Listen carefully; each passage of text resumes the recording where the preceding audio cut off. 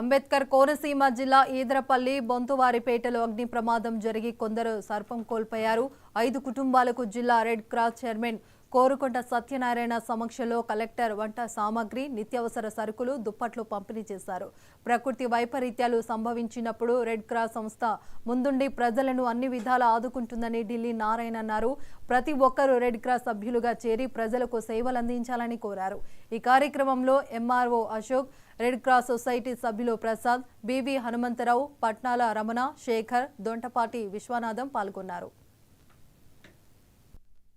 చైర్మన్గా కోరుకొండ సత్యనారాయణ, ఢిల్లీ నారాయణ అంటారు. నేను చైర్మన్ ఈ జిల్లాకి.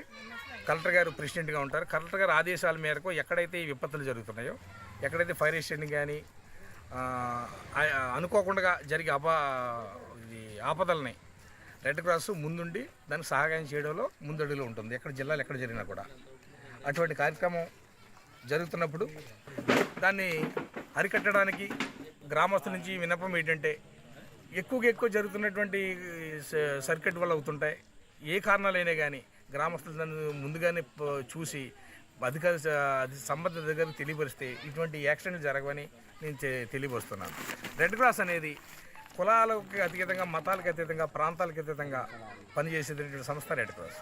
రెడ్ క్రాస్ తరపు నుంచి ఈవేళ మేము ఇస్తున్నామంటే ఓ తర్పాలని ఇస్తున్నాం, హైజీన్ కిట్, ఇవన్నీ కలెక్టర్ గారి ఆదేశాల మేరకు, కలెక్టర్ గారి సూచనల మేరకే మనం ఇవ్వడం జరుగుతుంది. దీనికి కలెక్టర్ గారి తరపు నుంచి కూడా మాకు అపీల్ ఉంది. ఇవన్నీ పట్టుకెళ్ళి ఏ విధంగా జరిగిందో అది వివరిస్తే కలెక్టర్ గారికి వీళ్ళకి ఇల్లు కట్టుకోవడానికి కూడా ముందు ప్రయారిటీలో పెడతానని కలెక్టర్ గారు చెప్పడం జరిగింది. అందులో ఉన్న సంబంధిత ఎంఆర్ఓ గారు కానీ, విఆర్ఓ గారు కానీ, ఫైర్ ఆఫీసర్ కానీ దాన్ని సపరేట్ సర్టిఫికేట్ ఇస్తున్నారు. దాన్ని సబ్మిట్ చేస్తున్నాం. రాబోయే రోజుల్లో దీనికి తొందరగా వాళ్ళకి అయ్యే స్థానిక ఎమ్మెల్యే గారితో మాట్లాడే కలెక్టర్ గారు దానికి అయ్యే శాంక్షన్లన్నీ ఇమీడియట్ ఇప్పిస్తారని సార్ కూడా చెప్పడం జరిగింది. మీ సభాముఖంగా, మీ పత్రిక ముఖంగా చెప్పడం జరుగుతుంది. Thank you sir. జరగడం చాలా బాధాకరం. తెలిసిన వెంటనే మన సంపద ద్వారా తెలిసింది. తెలిసిన వెంటనే ఇమీడియట్గా ఇక్కడికి వచ్చి చూసేటప్పటికి అప్పటికే మొత్తం అంతా మన చేతుల్లో కూడా ఏం లేదు, తీసుకోవడానికి కూడా ఒక్కటి కూడా ఆప్షన్ లేదు. ఒకే ఒక మంచి అనుకుంటాం ఏంటంటే ఎవరు కూడా ప్రాణ నష్టం జరగలేదు. నిజంగా ఆ రోజు ఆమె ఆతృతగా లోపలికి వెళ్ళిపోవడం జరిగింది. నిజంగా మూడో వ్యక్తి వచ్చి కాపాడకపోతే వెళ్ళిపోయింది, లోపలికి వెళ్ళిపోయింది. ఒక హ్యూమన్ లాస్ అనేది జరగకుండా జరుగుతాం మనది.